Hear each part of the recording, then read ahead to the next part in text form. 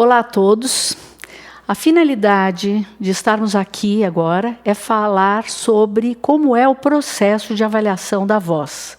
Nós temos 3 categorias básicas para o atendimento de pessoas com problemas de voz. Seria no quesito da patologia. Então, as pessoas que têm nódulos, pólipos, cistos, paralisia de corda vocal, essas pessoas são contempladas com essa avaliação. O outro perfil de cliente é o nosso cantor.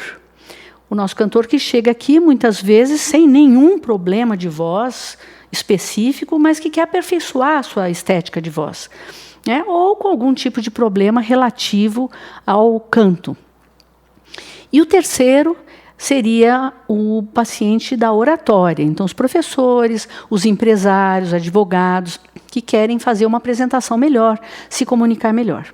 Basicamente, o processo de avaliação é o mesmo. O primeiro passo dessa avaliação, quando vocês chegam no nosso consultório, nós fazemos um questionário. Nós perguntamos o que é que acontece com vocês, como isso começou e por que é que vocês estão aqui. Então, esse é o primeiro passo. Aí nós vamos perguntando questões relativas à saúde geral, nós vamos perguntando questões relativas à própria comunicação e ao canto, se for o caso de um cantor. Quais são as dificuldades de cada um. O primeiro tópico é avaliar a respiração. Como é que é essa respiração durante essa comunicação ou durante esse canto? Então, se é um falante, a gente vai ter um padrão de respiração básico. Se é um ator, esse padrão de respiração ele pode ser variável com a cena, com o personagem. Se é um cantor, então, nossa, as variações são muitas. Também variações importantes, porque depende do seu professor de canto. Porque se o professor de canto é da linha alemã, a respiração é diferente do professor de canto da linha italiana. E essas medidas são medidas de função, mas também existem medidas objetivas que nós realizamos nesses pacientes. Em seguida, nós vamos avaliar e observar durante o tempo todo a postura de comunicação e a postura de canto desse paciente, que vai ser muito importante. Só para vocês terem uma ideia, nos casos de paralisia, muitas vezes o paciente falando com a cabeça assim, ou falando com a cabeça assim, ele chega a ter uma normalização da voz. Em seguida, nós entramos com a avaliação dos órgãos fonoarticulatórios.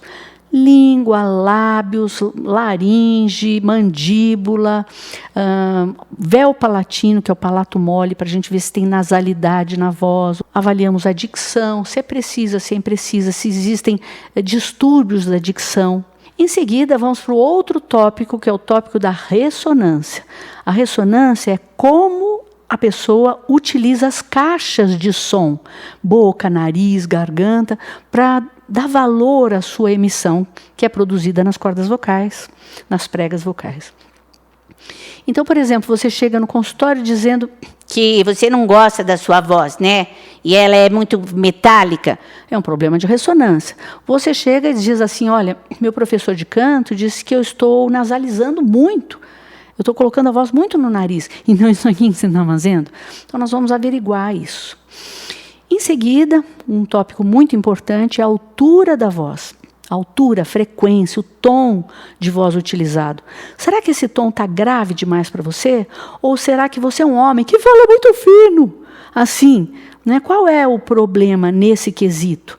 Dentro desse quesito de altura, nós vamos ver a tessitura da voz falada, que corresponde à melodia de fala, para qualquer situação, e a tessitura da voz cantada, que é utilizada no canto.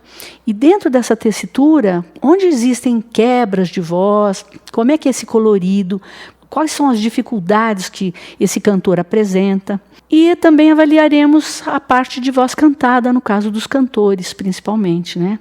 Vamos ver como é que é essa dinâmica do canto, como é que ele utiliza a voz, respiração, postura, registros de voz. Finalizando, faremos uma avaliação dos ataques de voz, o início da emissão e da intensidade da voz, como é que ele administra a questão da intensidade da voz falada e voz cantada. E a partir daí nós vamos estabelecer, juntamente com o exame otorrinolaringológico, que é imprescindível, nós vamos estabelecer a conduta terapêutica. Então é isso, basicamente, que a gente faz.